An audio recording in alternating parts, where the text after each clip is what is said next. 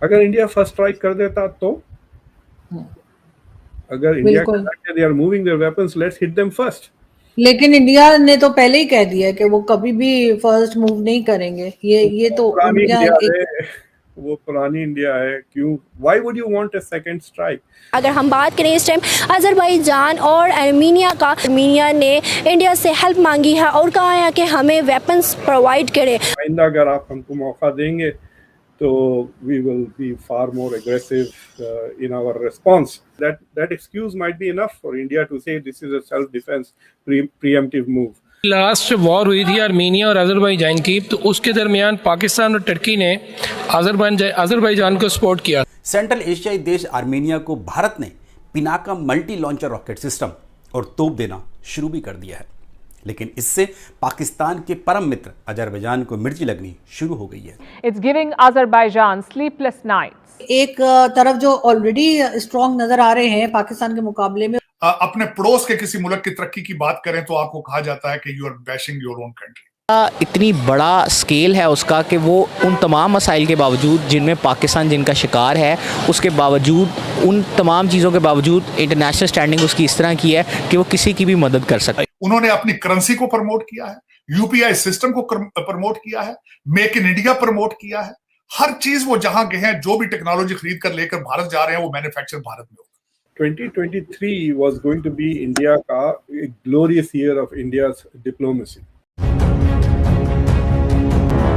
Sir एक चीज और यहाँ पे मैं समझना चाहूंगी, जैसे आपने कहा कि कई जगह पे, कई फोरम्स में हमने देखा कि भारत आगे की तरफ जा रहा है, चाहे वो कोई चीज परचेज करने की बात कर लीजिए, जो आपने बताई कई चीजें, चाहे सबमरीन हो या और चीजें हो, तो एक तरह का नजर आता है, कॉन्फिडेंट नजर आता है इकोनॉमी की वजह से।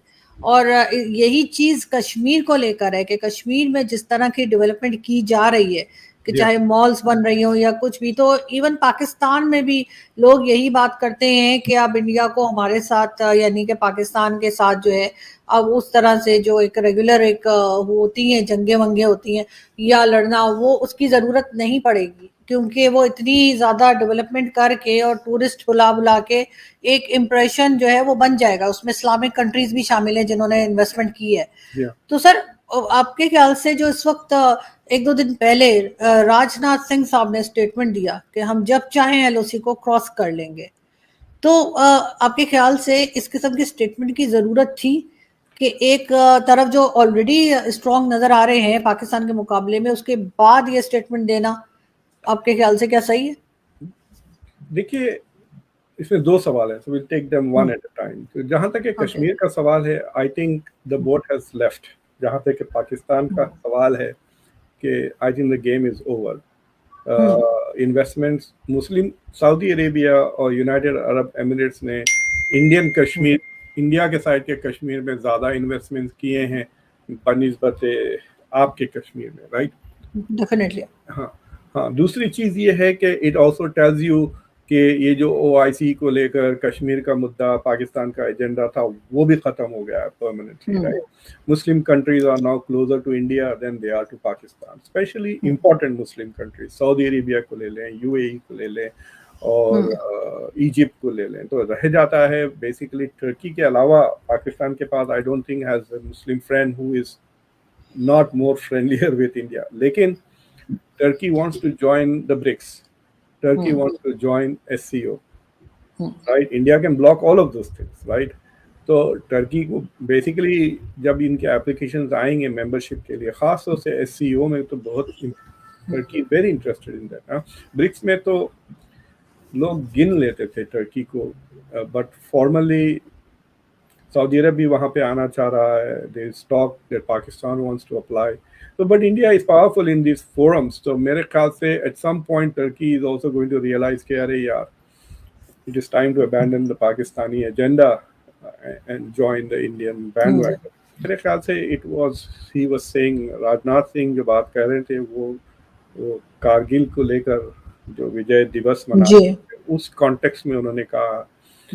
तो कारगिल, मेरी खुद की position is much more aggressive than India's position. इस पर मैंने फखर के साथ बात की है اور میں تو ان کو کہہ رہا تھا کہ میں نہیں رکتا تھا. تو کارگل کے وقت انڈیا نے واپس جو پاکستان نے جو گھس کے جو چیزیں آکیپائی کر لی تھی, جب وہ ساری چیزیں خالی ہو گئی تو انڈیا اسٹاپ. بعض لوگ کہتے ہیں کہ امریکہ کی طرف سے دباؤ پڑا اس لیے India, but I would not have stop. مطلب it was a very good excuse. Pakistan نے آپ کو آلریڈی بہانہ دے دیا تھا کہ آپ واپس اور گھس جاتے, واپس جتنا آزاد کشمیر یا پی او کے جو بھی ہے وہ واپس جتنا لے سکتے لیتے, ایک آدھ ہفتہ اور چلا لیتے جنگ and taken more, you know. So that is probably what he is referring کہ آئندہ اگر آپ ہم کو موقع دیں گے تو we will be far more aggressive in our response. کیونکہ لیکن خیر سر کارگل تو ایک بہت بڑا بلنڈر تھا پاکستان کی طرف سے. ان کے بعد میجورٹی لوگ یہ بلیو رکھتے ہیں, even my self I think it was a blunder. مطلب مجھے لگتا ہے کہ آپ کی ساری جنگیں بلنڈرز کی ہیں. ہاں لیکن یہ تو بہت ہی بڑا تھا. یہ تو ایسا تھا جس کو فوج تک مان گئی کہ بلنڈر ہے, باقیوں کو تو فوج نہیں مانتی نا, اس کو فوج نے بھی ایکسپٹ کیا. ایک you must understand Rajnath Singh کا اسٹیٹمنٹ ان دا کانٹیکسٹ کہ مودی نے کہا کہ this is not an era of war. اس کا مطلب India is not going to initiate. آپ بس موقع نہ دیں, سمجھے آپ. آئی ہیو اے فیلنگ کہ اگر چھوٹی موٹی بےخوفانہ آ جائے, ایک 10-15 جہادیوں کو بھیجا دیا آپ نے یہاں پر, انہوں نے بمباری مار کے 5-10 کو مار دیا, that excuse might be enough for India to say this is a self defense preemptive move. لیکن جہاں تک کہ کارگل کا سوال ہے, it is, I think you are right, the most biggest mistake that Pakistan made after 71.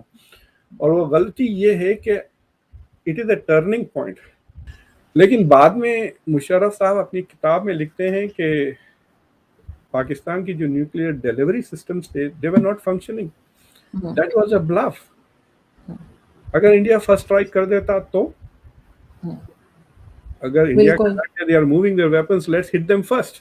لیکن India نے تو پہلے ہی کہہ دیا کہ وہ کبھی بھی فرسٹ موو نہیں کریں گے. یہ تو وہ پرانی انڈیا ہے. کیوں, why would you want a second strike?